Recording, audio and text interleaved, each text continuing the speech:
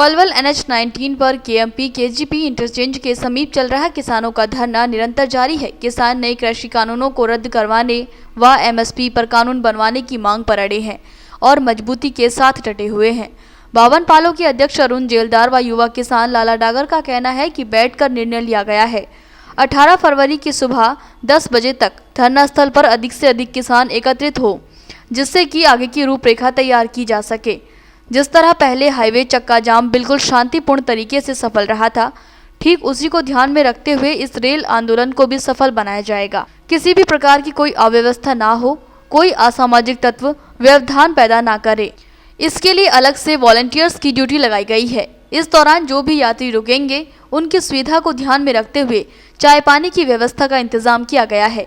उन्होंने कहा कि आंदोलन के जरिए सरकार को चेताने के अलग अलग प्रकार के आयाम होते हैं। सरकार को किसानों की मांगों को पूरा करना ही पड़ेगा।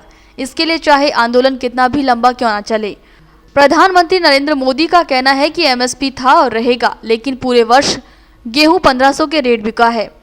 जिस MSP पर किसान कानून बनवाने की मांग पर अड़े हुए हैं, इसी के लिए वर्ष 2011 में स्वयं मोदी जब गुजरात के मुख्यमंत्री हुआ करते थे, पूर्व प्रधानमंत्री मनमोहन सिंह के पास आए थे कि MSP पर कानून बनना चाहिए।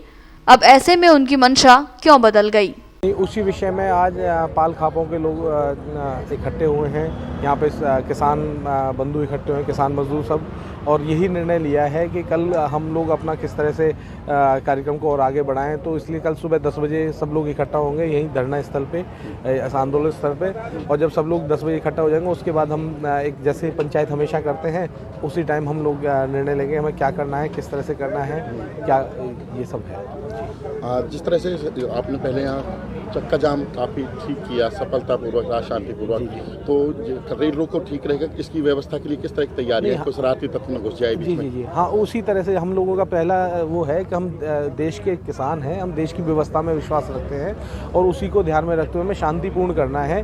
किसी की भी अव्यवस्था ना हो, कोई भी परेशान ना हो, कि हम लोगों का जो उद्देश्य है वो भी पूरा हो, जो सरकार को संकेत देना है वो भी पूरा हो, और देश की मान सम्मान की व्यवस्था भी ठीक है। कोई भी असहमत तत्व तो उसमें ना आए। जैसे पिछली बार आपने देखा था, बुजुर्ग लोग बाहर रहे थे, युवा अंदर रखे थे, और कोई बाहर का कोई दिखता था तो उससे पूछते थे भाई तुम कैसे, कहाँ। तो इस तरह का पूरा ध्यान रखा जाएगा। अगर मान लो कहीं पे रुकेंगे तो जो उसकी वजह से जो भी यात्री रुकेंगे उन सब के भी पानी और बाकी चीज़ों का भी ध्यान रखा जाएगा, किसी को ज़्यादा असुविधा ना हो। इससे पहले आप चक्का जाम कर चुके हो, श्रद्धांजलि सभाएं कर चुके, ताली थाली बजा चुके किसान, और भी कई कार्यक्रम किए हैं। क्या रेल रोको अभियान से असर पड़ेगा? सरकार सुनेगी आपकी? लंबे समय हो गया, गर्मी आ गई, सर्दी भी कर दी। किसी भी आंदोलन के आयाम होते हैं, एक के बाद दूसरा, वो भी एक तरह से चेतावनी होती है सरकार के लिए, या चेताना होता है कि आप लोग किस मंशा में हैं, क्या स्थिति है।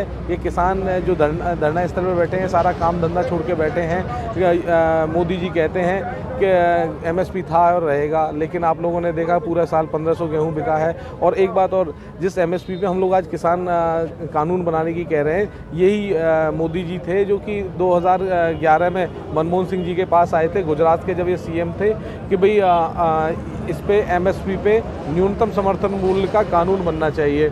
जब उनकी खुद की मंशा ये थी, जब CM थे तब तो ये वाली मंशा थी। अब ऐसा क्या हो गया, अब ऐसी क्या व्यवस्थाएं बदल गई?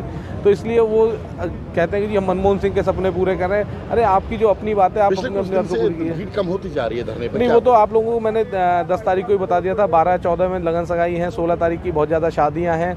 हमारे यहाँ पे बसंत पंचमी बहुत उत्साह के साथ मनाया जाता है, इसीलिए लोगों से पहले ही ये था कि सबने हमारे यहाँ सत्ती का मेला मना था होटल में, उसके बाद कबड्डी थी, तो इस वजह से सब लोगों को वहाँ पे था और वो लोग अवकाश मांग के थे। जी, कल यहाँ पे पहले बैठेंगे, एक बैठक होगी, उस बैठक में निर्णय लिया जाएगा कि हमें आगे क्या करना है, किस तरह से करना है।